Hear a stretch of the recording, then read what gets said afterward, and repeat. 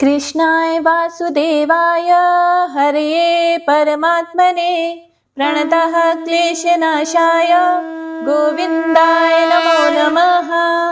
हरे कृष्णा। जय श्री हरि।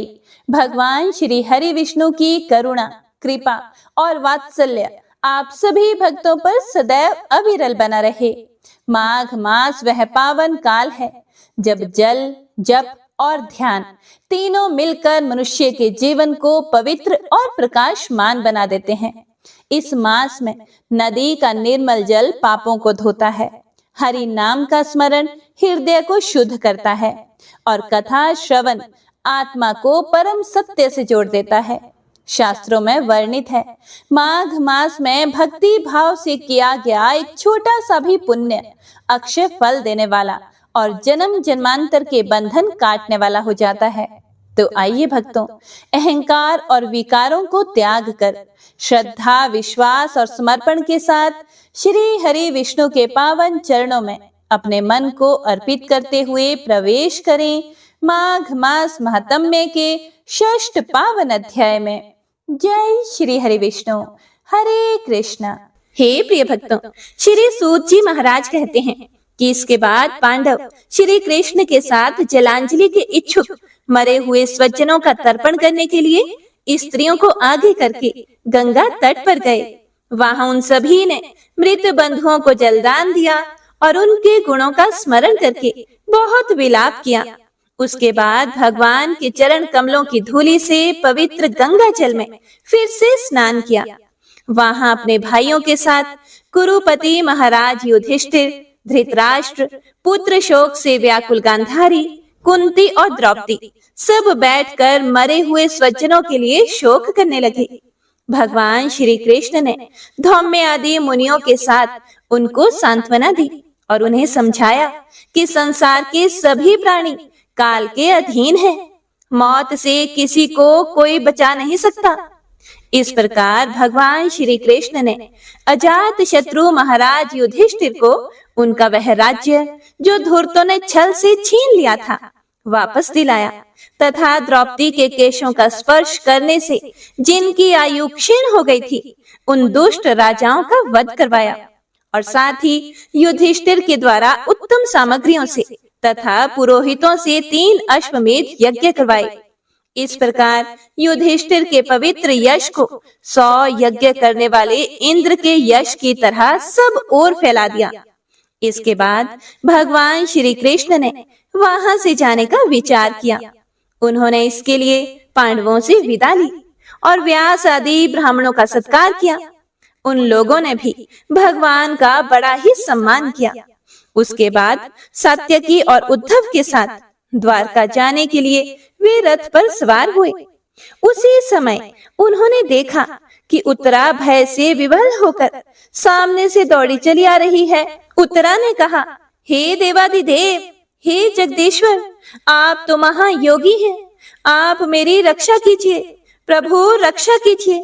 आपके अतिरिक्त इस लोक में मुझे अभय देने वाला और कोई नहीं है, क्योंकि यहाँ पर सभी परस्पर एक दूसरे की मृत्यु के निमित्त बन रहे हैं। हे प्रभु, आप तो सर्वशक्तिमान हैं। यह दहकते हुए लोहे का बाण मेरी ओर दौड़ा आ रहा है। हे स्वामी, यह मुझे भले ही जला डाले, लेकिन मेरे गर्भ को नष्ट ना करे, ऐसी कृपा कीजिए। हे प्रिय भक्तों, आगे श्री सूत जी महाराज कहते हैं कि भक्त वत्सल भगवान श्री कृष्ण उसकी बात सुनते ही जान गए कि अश्वत्थामा ने पांडवों के वंश को निर्बीज करने के लिए ब्रह्मास्त्र का प्रयोग किया है। हे शौनक जी, उसी समय पांडवों ने भी देखा कि जलते हुए 5 बाण हमारी ओर आ रहे हैं, इसीलिए उन्होंने भी अपने अपने अस्त्र उठा लिए।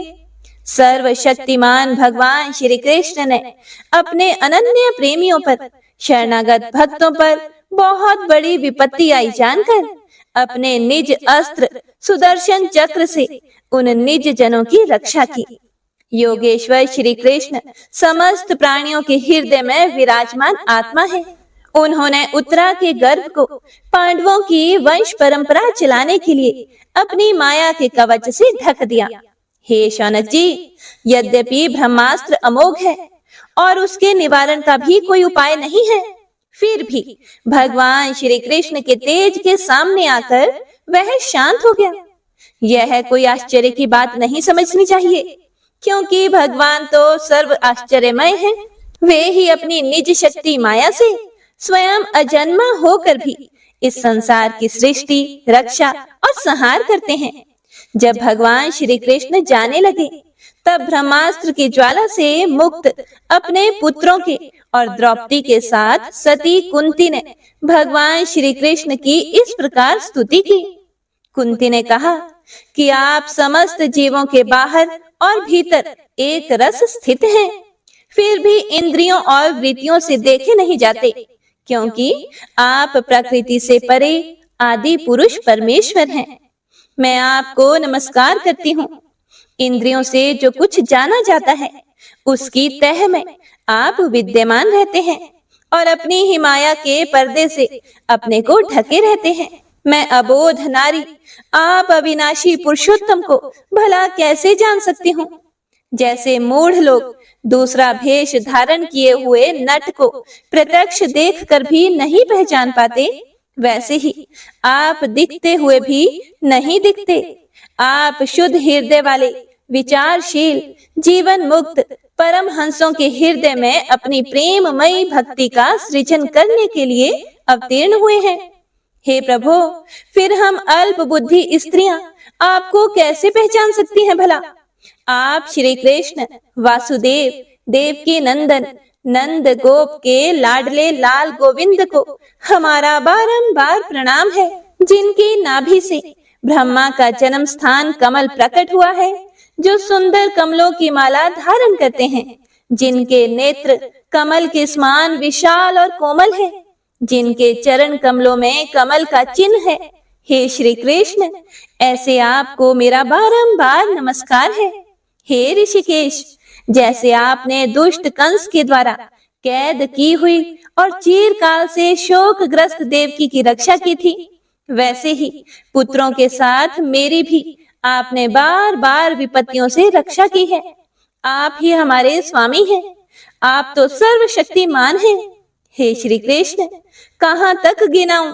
विष से, लाक्षागृह की भयानक आग से, हिडिंब आदि राक्षसों की दृष्टि से, दुष्टों की द्युत सभा से, वनवास की विपत्तियों से और अनेक बार के युद्धों में अनेक महारथियों के शस्त्र अस्त्रों से और अभी अभी इस अश्वत्थामा के ब्रह्मास्त्र से भी आपने हमारी रक्षा की है। हे जगत गुरु, हमारे जीवन में सर्वदा पद पद पर विपत्तियां आती रहें, क्योंकि हे प्रभु, विपत्तियों में ही निश्चित रूप से आपके दर्शन हुआ करते हैं और आपके दर्शन हो जाने पर फिर जन्म मृत्यु के चक्कर में नहीं आना पड़ता। ऊंचे कुल में जन्म, ऐश्वर्य, विद्या और संपत्ति के कारण जिसका घमंड बढ़ रहा है, वह मनुष्य तो आपका नाम भी नहीं ले सकता, क्योंकि आप तो उन लोगों को दर्शन देते हैं जो अकिंचन हैं। हे प्रभु, आप निर्धनों के परम धन हैं। माया का प्रपंच आपका स्पर्श भी नहीं कर सकता। आप अपने आप में ही विहार करने वाले परम शांत स्वरूप हैं। आप ही केवल्य मोक्ष के अधिपति हैं। आपको मैं बारंबार नमस्कार करती हूँ। हे प्रभु, मैं आपको अनादि, अनंत, सर्वव्यापक, सबके नियंता, काल रूप परमेश्वर समझती हूँ। संसार के समस्त पदार्थ और प्राणी आपस में टकराकर विषमता के कारण परस्पर विरुद्ध हो रहे हैं, परंतु आप सब में समान रूप से विचर रहे हैं। हे भगवान, आप जब मनुष्यों की सी लीला करते हैं, तब आप क्या क्या करना चाहते हैं, यह कोई नहीं जानता। आपका कभी कोई ना प्रिय है और ना ही कोई अप्रिय है। आपके संबंध में लोगों की बुद्धि ही विषम हुआ करती है। आप विश्व के आत्मा है, विश्व रूप है। ना आप जन्म लेते हैं, ना कर्म ही करते हैं, फिर भी पशु, पक्षी, मनुष्य, ऋषि, जलचर आदि में आप जन्म लेते हैं और उन योनियों के अनुरूप दिव्य कर्म भी करते हैं।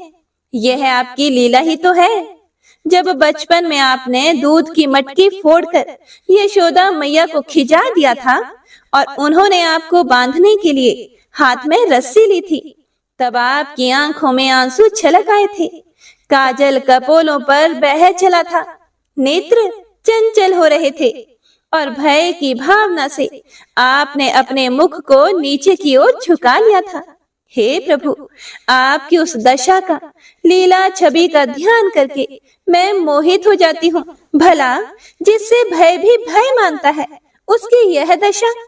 आपने अजन्मा होकर भी जन्म क्यों लिया है, इसका कारण बतलाते हुए कोई कोई महापुरुष इस प्रकार कहते हैं कि जैसे मलयाचल की कीर्ति का विस्तार करने के लिए उसमें चंदन प्रकट होता है, वैसे ही अपने प्रिय भक्त पुण्य श्लोक राजा यदु की कीर्ति का विस्तार करने के लिए ही आपने उनके वंश में अवतार ग्रहण किया है। हे प्रभु, दूसरे लोग इस प्रकार कहते हैं कि वसुदेव और देवकी ने पूर्व जन्म में आपसे यही वरदान प्राप्त किया था, इसीलिए आप अजन्मा होते हुए भी जगत के कल्याण और दैत्यों के नाश के लिए उनके पुत्र बने हैं। और कुछ लोग तो इस प्रकार भी कहते हैं कि यह पृथ्वी दैत्यों के अत्यंत भार से समुद्र में डूबते हुए जहाज की तरह डगमगा रही थी, पीड़ित हो रही थी। तब ब्रह्मा जी की प्रार्थना से उसका भार उतारने के लिए ही आप प्रकट हुए हैं। कोई महापुरुष तो इस प्रकार कहते हैं कि जो लोग इस संसार में अज्ञान, कामना और कर्मों के बंधन में जकड़े हुए पीड़ित हो रहे हैं, उन लोगों के लिए श्रवण और स्मरण करने योग्य लीला करने के विचार से ही आपने अवतार ग्रहण किया है। हे प्रभु, भक्तजन बार बार आपके चरित्र का श्रवण, गान, कीर्तन एवं स्मरण करके आनंदित होते रहते हैं। वे ही अविलंब आपके उस चरण कमल का दर्शन कर पाते हैं जो जन्म मृत्यु के प्रवाह को सदा के लिए रोक देता है। हे भगवान श्री कृष्ण, क्या अब आप अपने आश्रित और संबंधी हम लोगों को छोड़कर जाना चाहते हैं? आप जानते हैं कि आपके चरण कमलों के अतिरिक्त हमें और किसी का सहारा नहीं है। पृथ्वी के राजाओं के तो हम यूं ही विरोधी हो गए हैं।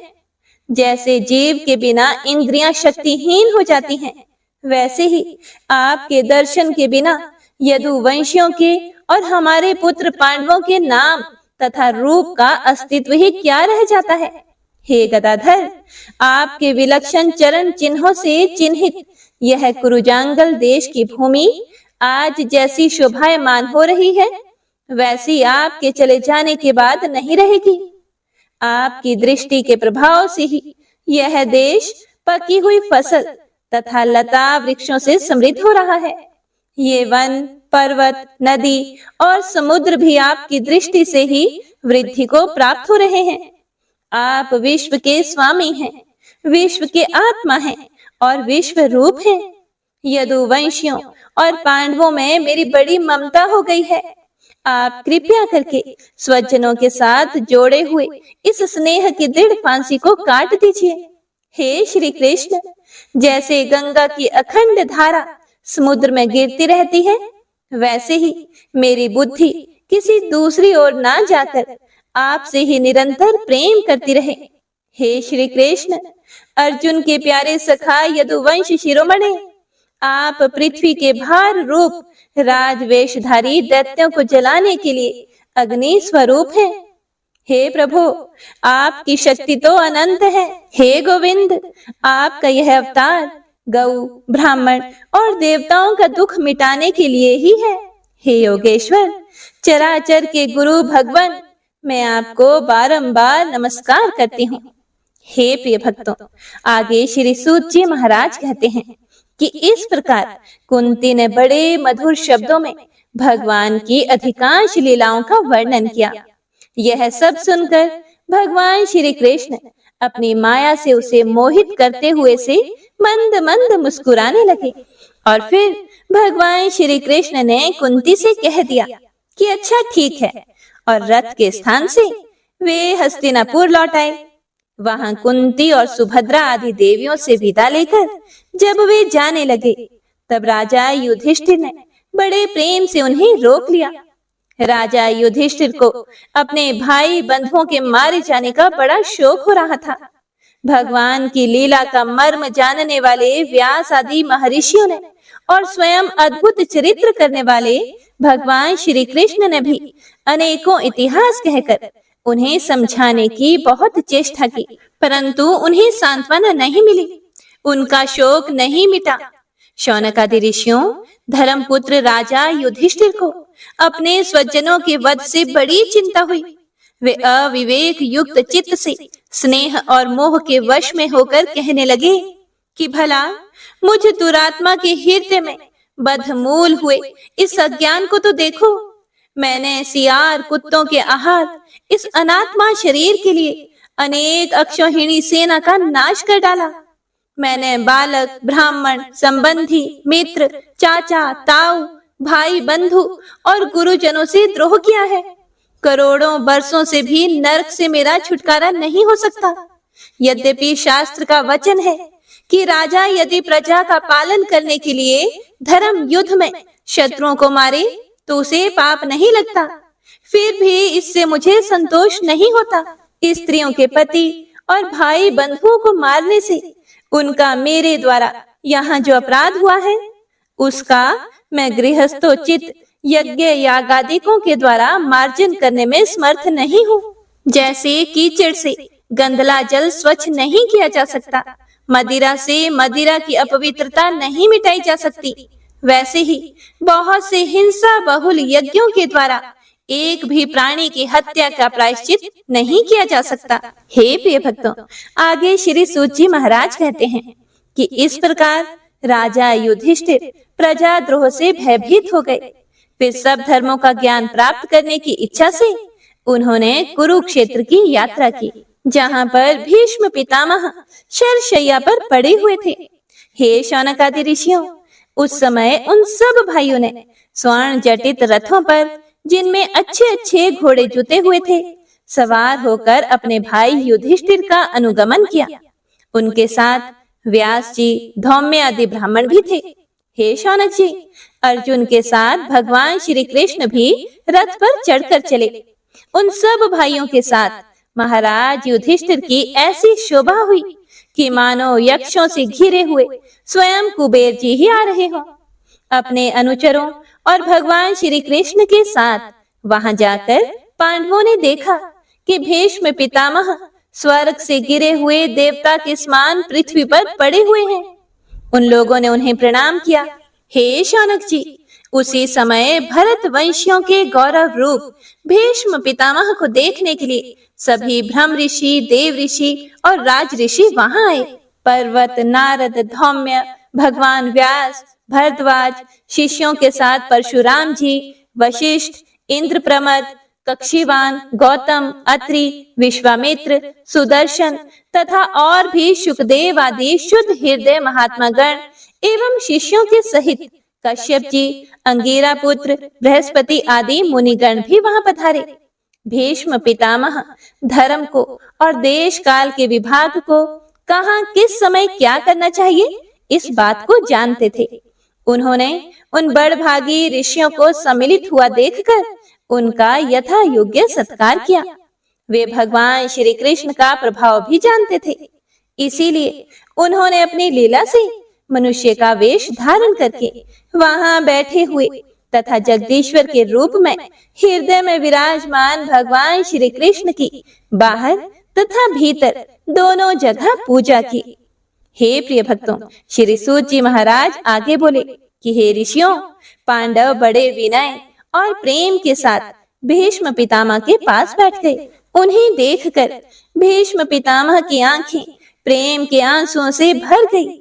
उन्होंने उनसे कहा कि हे धर्मपुत्रों, हाय हाय, ये बड़े कष्ट और अन्याय की बात है कि तुम लोगों को ब्राह्मण, धर्म और भगवान के आश्रित रहने पर भी इतने कष्ट के साथ जीना पड़ा, जिसके तुम कदापि योग्य नहीं थे। अतिरथी पांडु की मृत्यु के समय तुम्हारी अवस्था बहुत छोटी थी। उन दिनों तुम लोगों के लिए कुंती रानी को और साथ साथ तुम्हें भी बार बार बहुत से कष्ट झेलने पड़े। जिस प्रकार बादल वायु के वश में रहते हैं, वैसे ही लोकपालों के सहित सारा संसार काल भगवान के अधीन है। मैं समझता हूँ कि तुम लोगों के जीवन में ये जो अप्रिय घटनाएं घटित हुई हैं, वे सब उन्हीं की लीला है। नहीं तो जहाँ साक्षात धर्मपुत्र राजा युधिष्ठिर हो, गदाधारी भीमसेन और धनुर्धारी अर्जुन रक्षा का काम कर रहे हों, गांडीव धनुष हो और स्वयं श्री कृष्ण सुहृद हो, भला वहां भी विपत्ति की संभावना है। ये काल रूप श्री कृष्ण कब क्या करना चाहते हैं, इस बात को कभी कोई नहीं जानता। बड़े बड़े ज्ञानी भी इसे जानने की इच्छा करके मोहित हो जाते हैं। हे युधिष्ठिर, संसार की ये सभी घटनाएं ईश्वर इच्छा के अधीन हैं। उसी का अनुसरण करके तुम इस अनाथ प्रजा का पालन करो, क्योंकि अब तुम ही इसके स्वामी और इसे पालन करने में समर्थ हो। ये श्री कृष्ण साक्षात भगवान है। ये सब के आदि कारण और परम पुरुष नारायण हैं। अपनी माया से लोगों को मोहित करते हुए ये यदुवंशियों में छिपकर लीला करते रहे हैं। इनका प्रभाव अत्यंत गूढ़ एवं रहस्यमय है। हे युधिष्ठिर, उसे भगवान शंकर, देव ऋषि नारद और स्वयं भगवान कपिल ही जानते हैं, जिन्हें तुम अपना ममेरा भाई, प्रिय मित्र और सबसे बड़ा हेतु मानते हो, तथा जिन्हें तुमने प्रेम वश अपना मंत्री, दूत और सारथी तक बनाने में संकोच नहीं किया है। वे स्वयं परमात्मा हैं। इन सर्वात्मा, समदर्शी, अद्वितीय, अहंकार रहित और निष्पाप परमात्मा में उन ऊंचे नीचे कार्यों के कारण कभी किसी प्रकार की विषमता नहीं होती। हे युधिष्ठिर, इस प्रकार सर्वत्र सम होने पर भी देखो तो सही, वे अपने अनन्य प्रेमी भक्तों पर कितनी कृपा करते हैं। यही कारण है कि ऐसे समय में, जबकि मैं अपने प्राणों का त्याग करने जा रहा हूँ, इन भगवान श्री कृष्ण ने मुझे साक्षात दर्शन दिया है। भगवत परायण योगी पुरुष भक्ति भाव से इनमें अपना मन लगाकर और वाणी से इनके नाम का कीर्तन करते हुए शरीर का त्याग करते हैं और कामनाओं से तथा कर्म के बंधन से छूट जाते हैं। वे ही देवदेव भगवान अपने प्रसन्न हास्य और रक्त कमल के समान अरुण नेत्रों से, उलसित मुख वाले चतुर्भुज रूप से, जिसका और लोगों को केवल ध्यान में दर्शन होता है, तब तक यही स्थित रहकर प्रतीक्षा करें, जब तक मैं इस शरीर का त्याग ना कर दूं। हे प्रिय भक्तों, श्री सूत जी महाराज आगे कहते हैं कि युधिष्ठिर ने उनकी यह बात सुनकर शरशैया पर सोए हुए भीष्म पितामह से बहुत से ऋषियों के सामने ही अनेक प्रकार के धर्मों के संबंध में अनेकों रहस्य पूछे। तब तत्व वेत्ता भीष्म पितामह ने वर्ण और आश्रम के अनुसार पुरुष के स्वाभाविक धर्म और वैराग्य तथा राग के कारण विभिन्न रूप से बतलाए हुए निवृत्ति और प्रवृत्ति रूप द्विविध धर्म, दान धर्म, राज धर्म, मोक्ष धर्म, स्त्री धर्म और भगवत धर्म, इन सब का अलग अलग संक्षेप और विस्तार से वर्णन किया। हे शौनक जी, इनके साथ ही धर्म, अर्थ, काम और मोक्ष, इन चारों पुरुषार्थों का तथा इनकी प्राप्ति के साधनों का अनेकों उपाख्यान और इतिहास सुनाते हुए विभागशः वर्णन किया। भीष्म पितामह इस प्रकार अभी धर्म का प्रवचन कर ही रहे थे कि वह उत्तरायण का समय आ पहुंचा, जिसे मृत्यु को अपने अधीन रखने वाले भगवत परायण योगी लोग चाहा करते हैं। उस समय हजारों रथियों के नेता भीष्म पितामह ने वाणी का संयम करके मन को सब ओर से हटाकर अपने सामने स्थित आदि पुरुष भगवान श्री कृष्ण में लगा दिया। भगवान श्री कृष्ण के सुंदर चतुर्भुज विग्रह पर उस समय पीताम्बर फहरा रहा था। भीष्म जी की आंखें उसी पर एकटक लगी हुई थी। उनको शस्त्रों की चोट से जो पीड़ा हो रही थी, वह तो भगवान के दर्शन मात्र से ही तुरंत दूर हो गई तथा भगवान की विशुद्ध धारणा से उनके जो कुछ अशुभ शेष थे, वे सभी नष्ट हो गए। अब शरीर छोड़ने के समय उन्होंने अपनी समस्त इंद्रियों के वृत्ति विलास को रोक दिया और बड़े प्रेम से भगवान की स्तुति की।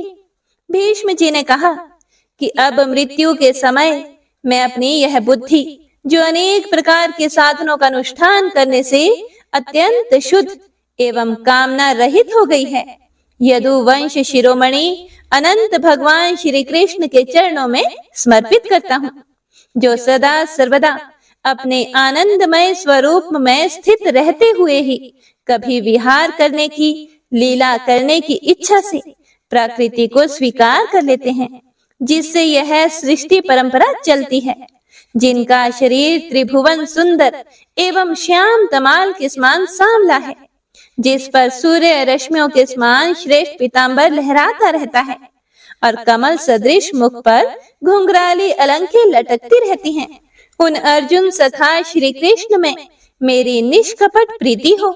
मुझे युद्ध के समय की उनकी वह विलक्षण छवि याद आती है। उनके मुख पर लहराते हुए घुंघराले बाल घोड़ों की टोप की धूल से मटमैले हो गए थे और पसीने की छोटी छोटी बूंदें शोभायमान हो रही थी। मैं अपने तीखे बाणों से उनकी त्वचा को बींध रहा था। उन सुंदर कवच मंडित भगवान श्री कृष्ण के प्रति मेरा शरीर, अंतःकरण और आत्मा समर्पित हो जाए। अपने मित्र अर्जुन की बात सुनकर, जो तुरंत ही पांडव सेना और कौरव सेना के बीच में अपना रथ ले आए और वहां स्थित होकर जिन्होंने अपनी दृष्टि से ही शत्रु पक्ष के सैनिकों की आयु छीन ली, उन पार्थ सखा भगवान श्री कृष्ण में मेरी परम प्रीति हो।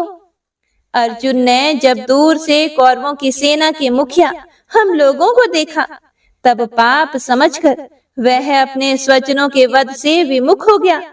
उस समय जिन्होंने गीता के रूप में आत्मविद्या का उपदेश करके उसके सामयिक अज्ञान का नाश कर दिया, उन परम पुरुष भगवान श्री कृष्ण के चरणों में मेरी प्रीति बनी रहे।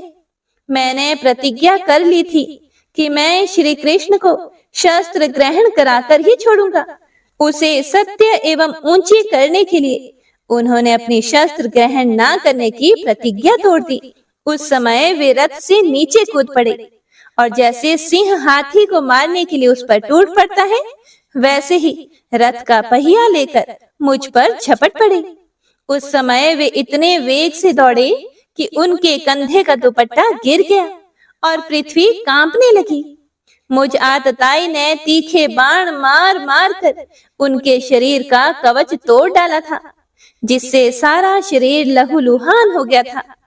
अर्जुन के रोकने पर भी वे बलपूर्वक मुझे मारने के लिए मेरी ओर दौड़े आ रहे थे। वे ही भगवान श्री कृष्ण जो ऐसा करते हुए भी मेरे प्रति अनुग्रह और भक्त वत्सला से परिपूर्ण थे, मेरी एकमात्र गति हो, आश्रय हो।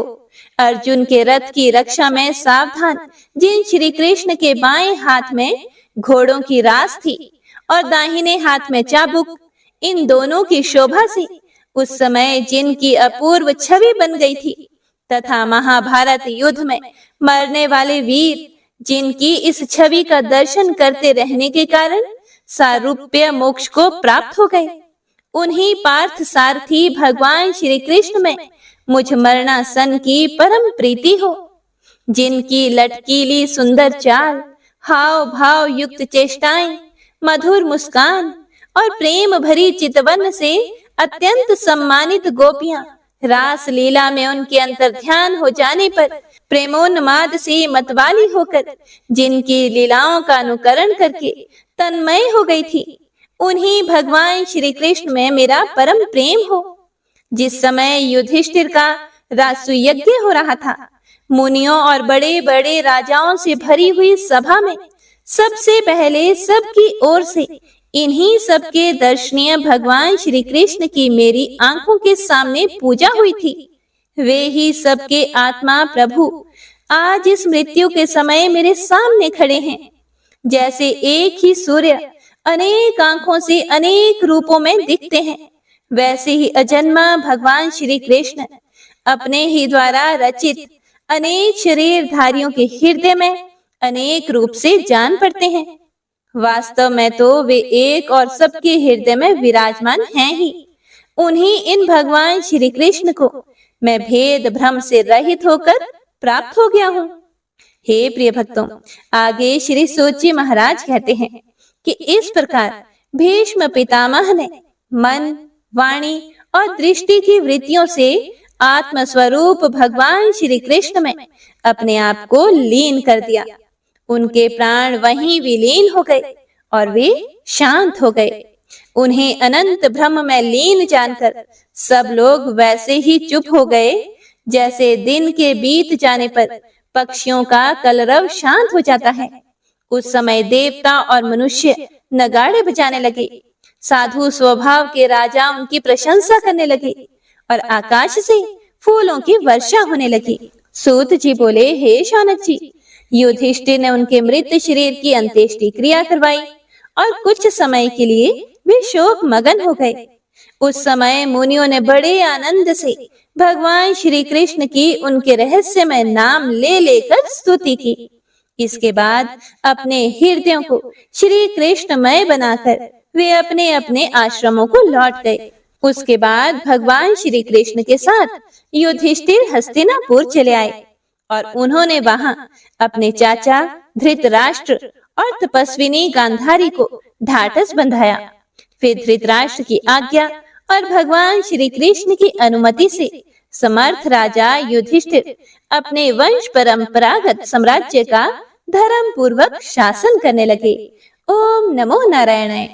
आज की भागवत कथा में बस इतना ही। इससे आगे का वर्णन आप सभी भक्तजन अगले अध्याय में जरूर सुनिएगा। तो आइए अब सुनते हैं आज की महात्म्य कथा। आज के अध्याय में हम हेम कुंडल और उसके दोनों पुत्रों की माघ स्नान की कहानी का वृतांत सुनेंगे। हे प्रिय भक्तों, माघ स्नान में स्नान करते समय भगवान श्री हरि विष्णु और भगवान श्री कृष्ण का स्मरण करना चाहिए। स्नान करते समय भगवान श्री विष्णु और भगवान श्री कृष्ण के पवित्र मंत्रों का जप करते रहना चाहिए। भगवान श्री विष्णु मंत्र है ओम नमो भगवते वासुदेवाय। इस मंत्र का जप कर सकते हैं, या फिर भगवान श्री कृष्ण का मंत्र श्री कृष्ण गोविंद हरे मुरारे हे नाथ नारायण वासुदेवाय। इस मंत्र का आप लगातार जप करते हुए स्नान करें।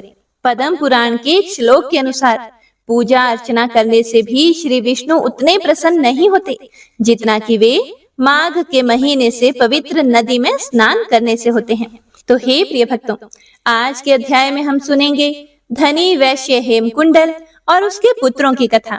पिछले अध्याय में हमने जाना था कि भगवान दत्तात्रेय जी राजा कार्तवीर्य को माघ स्नान के महात्म्य की एक कहानी सुनाते हैं, जिसके अनुसार ऋषिका नाम की एक विधवा थी और विधवा होने के कारण उसने सदाचारी व्रत धारण कर लिया था और वह दिन रात भगवान नारायण की पूजा और भक्ति में लीन रहने लगी। और वह प्रति वर्ष माघ मास के स्नान करती थी और कठिन से कठिन व्रत करती हुई उसने अपने शरीर को अत्यंत कृशकाय बना लिया था और इस तरह से उसने 60 वर्ष तक माघ स्नान कर लिया था और फिर वह मृत्यु को प्राप्त हुई। माघ मास स्नान के पुण्य प्रभाव से वह विष्णु लोक में पहुंची और फिर वह आनंद से 4000 वर्षों तक वहीं रही। उसके बाद तिलोत्मा नाम से एक अप्सरा बनकर ब्रह्मलोक में पहुंची। उसकी चतुराई से प्रसन्न होकर ब्रह्मा जी ने उसे पृथ्वी लोक पर जाकर सुंदर उपसुंद नामक जो 2 दैत्य थे उनका नाश करने की आज्ञा दी। तो ब्रह्मा जी की आज्ञा लेकर वह पृथ्वी लोक पर आती है और सुंदर श्रृंगार करके एक अपूर्व सुंदरी का रूप धारण करके सुंदर उपसुंद के निवास के पास जाकर वन में एक पेड़ के नीचे बैठ जाती है और सुंदर उपसुंद के सैनिक उसे देखते हैं। तो उसके अपूर्व सौंदर्य को देखकर वे सैनिक सुंदर उपसुंद को जाकर उसके सौंदर्य की चर्चा करते हैं और सैनिक बोलते हैं कि ऐसी सुंदरी तो आपके पास ही होनी चाहिए। यह सब सुनकर सुंदर उपसुंद उसे देखने के लिए जाते हैं। वहां उसे देखते ही उसके सौंदर्य से प्रभावित होकर वो दोनों एक दूसरे से बोले कि यह तुम्हारी भाभी होगी और मेरी पत्नी होगी। इस तरह से कहते हुए दोनों आपस में लड़ने लगे और गदा युद्ध करते रहे। तो दोनों एक दूसरे को अपनी गदा से चोट पहुंचाते हैं और एक दूसरे को मार डालते हैं। तिलोत्मा उन दोनों के शव पहाड़ी से नीचे गिराकर वापस ब्रह्मा जी के पास चली जाती है। तब ब्रह्मा जी उससे खुश होकर उसे सूर्य लोक में महत्वपूर्ण स्थान दे देते हैं। तो हे प्रिय भक्तों, इस प्रकार वह ब्राह्मणी अब भी सूर्य के रथ पर माघ मास स्नान के उत्तम भोगों को भोग रही है। इसीलिए श्रद्धावान पुरुषों को उत्तम गति पाने के लिए यतन के साथ माघ मास में विधि पूर्वक स्नान करना चाहिए। तो हे प्रिय भक्तों, आइए अब सुनते हैं आज की महात्म्य में आगे का वृतांत। दत्तात्रेय जी बोले कि अब मैं तुमको एक और पूर्वकालीन इतिहास की कथा सुनाता हूँ। हे राजन, पूर्व समय में सतयुग के उत्तम निषेध नामक नगर में हेमकुंडल नाम वाला कुबेर के सदृश धनी वैश्य रहता था, जो कुलीन, अच्छे काम करने वाला, देवता, अग्नि और ब्राह्मण की पूजा करने वाला था और खेती का काम किया करता था। विशेषकर खरीदने और बेचने का काम करता था। उसने गाय, घोड़ा, भैंस आदि पशुपाल रखे थे और उनकी सेवा किया करता था और दूध, दही, मक्खन, घी, लकड़ी, घास, फल, मूल, नमक, साग, तेल और अनेक प्रकार के वस्त्र, धातु, गुड़, खांड, इन सब चीजों का वह व्यापार करता था। और इन सब के व्यापार से उस वैश्य ने बहुत सा धन इकट्ठा कर लिया था। अब जब उसका बुढ़ापा आने लगता है तो वह सोचता है कि यह संसार तो क्षणिक मात्र है। मैंने इतना धन कमाया है, मैं मर जाऊंगा, फिर सारा धन तो यहाँ रह जाएगा, मेरे साथ तो कुछ भी नहीं जाएगा। तो क्यों ना मेरे साथ कुछ जाए, ऐसा कुछ काम करूं। तो उस धन के छठे भाग से उसने धर्म के काम शुरू किए। उसने विष्णु जी का मंदिर बनवाया, उसने शिवालय बनवाया, उसने बड़े बड़े तालाब, बावड़ी और सरोवर खुदवाए। निर्मल जल के लिए उसने छायादार और हवादार पेड़ लगाए। बेर के पेड़, पीपल के पेड़, आम के, जामुन के, नीम के, इन सब के वृक्ष लगाए और पुष्प वाटिकाएं लगवाई। इस तरह से वह सूर्य उदय से लेकर सूर्यास्त तक दिन रात दान किया करता था। नगर के बाहर चारों तरफ उसने सुंदर सुंदर प्याऊ बनवाए और उस समय जितने भी दान पुराणों में प्रसिद्ध थे वह सारे दान उसने किए। हे प्रिय भक्तों, यह सब भगवान दत्तात्रेय ने राजा को बताए। उसके बाद भी वह पापों का प्रायश्चित करने के लिए देवता और अतिथियों के पूजन में लगा रहता था। इस तरह सदाचरण करते हुए उसके 2 पुत्र पैदा हुए, जिनके कुंडल और विकुंडल नाम थे। हे प्रिय भक्तों, आगे श्री दत्तात्रेय जी बोले कि हे राजन, उसके पश्चात उसके पुत्र जब बड़े हो गए तो उनके ऊपर गृहस्थी का सारा भार छोड़कर वह स्वयं तपस्या करने के लिए वन में चला गया और वहां पर वन में जाकर वह भगवान श्री हरि विष्णु की और गोविंद की तपस्या करने में उसने अपने शरीर को इतना कृशकाय बना लिया और अंत में वह मर गया और विष्णु लोक को प्राप्त हुआ। हे राजन, तब उसके दोनों पुत्र रूप और धन के मद में अभिमानी हो गए और दुहशील व्यसनों में तल्लीन हो गए। धर्म रहित हो जाने से वे ना तो उनकी माता का सम्मान करते थे, ना ही घर के वृद्ध मनुष्यों का कहना मानते थे और वे पिता के मित्रों का भी बहिष्कार करने लगे। जो भी उनको अच्छी बात बताता वे सब का बहिष्कार करते थे। वे अधर्म में तल्लीन होकर पर स्त्री गमन करने लगे, वीणा आदि बजाने लगे, गीत रंग में फंसकर और सदैव वैश्याओं से घिरे रहने लगे और सैकड़ों वैश्याएं उनके आजू बाजू घूमती रहती थी। खुशामदी और जुआरी, पहलवान और धूर्त लोगों की संगति में लगे रहते थे। अच्छे अच्छे वस्त्र पहनते, कस्तूरी का तिलक लगाकर, फूल माला पहन के, मोती के हार धारण करके दोनों घोड़े, रथ, हाथी इत्यादि पर चढ़कर और पिता के धन को लुटा लुटा कर नष्ट करने लगे। हे प्रिय भक्तों, अब कहते ही हैं कि कुबेर का खजाना भी यदि लुटाते रहेंगे तो खाली तो हो ही जाएगा। ऐसा ही इनके साथ भी हुआ कि यह प्रतिदिन भोग विलास में लगे रहते थे और सारा धन इन्होंने कुपात्रों में खर्च कर दिया। ना तो उन्होंने कभी सत्पात्रों को दान दिया, ना ही कभी ब्राह्मणों को दान दिया, ना ही हवन कराया, ना ही कभी विष्णु भगवान की पूजा की। इन्होंने कभी भी कोई अच्छा काम नहीं किया और थोड़े दिन में इनका तो सारा धन नष्ट हो गया। अब वह दोनों खूब दुखी हो गए। जब दरिद्र हो गए तो भूख प्यास से व्याकुल होकर शोक में पड़ गए कि अब हम क्या करेंगे। उनको तो कमाना भी नहीं आता था। उनके पास कमाने का कोई साधन भी नहीं रहा कि वह भोजन कमाकर खा पी सकें। अब उनके सगे संबंधी, भाई बंधु, सेवक, उपजीवी और उनके मित्र वगैरह जो थे, उनके पास जैसे ही धन खत्म हुआ तो वह भी धन की कमी से इन दोनों को छोड़कर चले गए। और सारे नगर में उनकी बुराई होने लगी कि उनके पिताजी तो इतने अच्छे थे, इतने सत्कर्म करते थे, और यह ऐसे रहते हैं। तब इन दोनों ने नगर में चोरी करना प्रारंभ कर दिया। अब जब यह चोरी करने लगे, लोगों में यह बात पता चलने लगी, तो राजा के डर से और लोग कहेंगे इस डर से लोगों ने इनको ऋण भी देना बंद कर दिया। तो इस कारण से दुखी होकर यह नगर छोड़कर वन में चले गए। अब वन में वे दोनों मूर्ख तीक्ष्ण बाणों से पक्षियों, वारह, मृग, खरगोश, शलक, गोधा जैसे हिंसक पशुओं को मारते। और जब यह दोनों शिकार करने लगे तो यह दोनों शिकारियों के साथ ही रहते थे। बड़े बलवान और भीलों के साथ रहने लगे और शिकार करने लगे, और जिन जानवरों को ये मारते थे उसी का मांस खाकर यह अपना गुजारा कर रहे थे। इस तरह से यह मांसाहारी भी हो गए। अब यह दोनों भाई बहुत ही दुष्ट प्रवृत्ति के हो चुके थे। अब एक समय इनमें से एक तो पर्वत पर गया जिसको सिंह मारकर खा गया, और दूसरा वन को गया जो काले सर्प के डसने से मर गया। तब यमराज के दूत उन दोनों को बांधकर यम के पास लेकर गए और यमराज जी को जाकर कहते हैं कि हे यमराज, हम आपकी आज्ञा से इन दोनों पापियों को आपके पास लेकर आए हैं। अब आप हमें आज्ञा दो कि हम इन दोनों महापापियों का क्या करें। इति श्री माघ मास महात्म्य षष्ठम अध्याय संपूर्ण।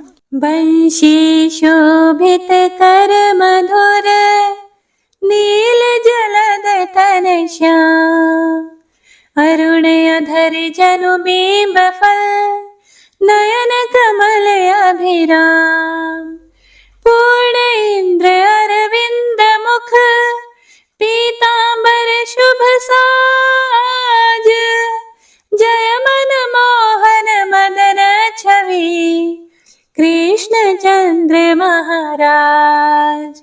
जय यदुनंदन जय जगवंदन, जय वसुदेव देवकी नंदन, जय यशोदासुत नंद दुलारे, जय प्रभु भक्तन के धृत तारे, जय नटनागर नागन थैया कृष्ण कन्हैया धेनु चरैया, पुनि नख पर प्रभु गिरिवर धारो, आओ दीनन कष्ट निवारो, वंशी मधुरे अधर धर तेरे, होवे पूर्ण मनोरथ मेरी, आओ हरि पुनि माखन चाखो, आज लाज भारत की राखो, गोल कपोल चिबुक करुणारे, मृदु मुस्कान मोहिनी डारे, रंजित राजीव नयन विशाला, मोर मुकुट वैजंती माला, कुंडल श्रवण पीठ पटाछे, कटि किंकणी काछन काछे, नील जलज सुंदर तनु सोहे, छवि लखि सुर नर मुनि मन मोहे, मस्तक तिलक अलक घुंघराले, आओ कृष्ण बांसुरी वाले, करि पय पान पूत नहीं तार्यो, अका बका का सुर मार्यो, मधुवन जलत अग्नि जब ज्वाला, भय शीतल लखि तहि नंद लाला, सुरपति जब ब्रज चढ़े और साई, मोसर धार वारी वर्षाई, लगत लगत ब्रज चहन बहायो, गोवर्धन नख धारी बचायो, लखी यशोदा मन ब्रह्म अधिकाई, मुख मह 14 भुवन दिखाई, दुष्ट कंस अति उधम मचायो, कोटि कमल जब फूल मंगायो, नाथी काली यही तब तुम लीन है, चरण चिन्ह दई निर्भय कीन्हे। करि गोपिन संग रास विलासा, सबकी पूर्ण करी अभिलाषा। केतिक महासुर संहार्यो, कंस ही केस पकड़ी दई मार्यो। मात पिता की बंदी छुड़ाई, उग्रसेन कहा राज दिलाई। मही से मृतक छहो सुत लायो, मातु देव की शोक मिटायो। भौमासुर मुर दैत्य सहारी, लाए शत दश सहस कुमारी। दई भी नहीं तृण चीर सहारा, जरा सिंधु राक्षस का हमारा। असुर बकासुर आदिक मार्यो, भक्तन के तब कष्ट निवार्यो। दीन सुदामा के दुख टार्यो, तंदुल 3 मूठ मुख डार्यो। प्रेम के साग विदुर धर मांगे, दुर्योधन के मेवा त्यागे। लखी प्रेम की महिमा भारी, ऐसे श्याम दीन हितकारी। भारत के पारथ रथ हाके, लिए चक्र करे नहीं बलता के। निज गीता के ज्ञान सुनाए, भक्तन हृदय सुधा वर्षाए। मीरा थी ऐसी मतवाली, विष पी गई बजा कर ताली। राणा भेजा सांप पिटारी, शालिग्राम बने बनवारी। निज माया तुम विधि दिखायो, उरते संशय सकल मिटायो। तब शत निंदा करि तत्काला, जीवन मुक्त भयो शिशुपाला। जब ही द्रौपदी टेर लगाई, दीनानाथ लाज अब जाई। तुरत ही वसन बने नंदलाला, बढ़े चीर भई अरि मोह काला। असनाथ के नाथ कन्हैया, डूबत भंवर बचावत नैया। सुंदर दास आसुर धारी, दया दृष्टि कीजिए बनवारी। नाथ सकल मम कुमति निवारो, क्षमहु बेगी अपराध हमारो। खोलो पट अब दर्शन दीजिए, बोलो कृष्ण कन्हैया की जय। बोलो कृष्ण कन्हैया की जय। बोलो कृष्ण कन्हैया की जय।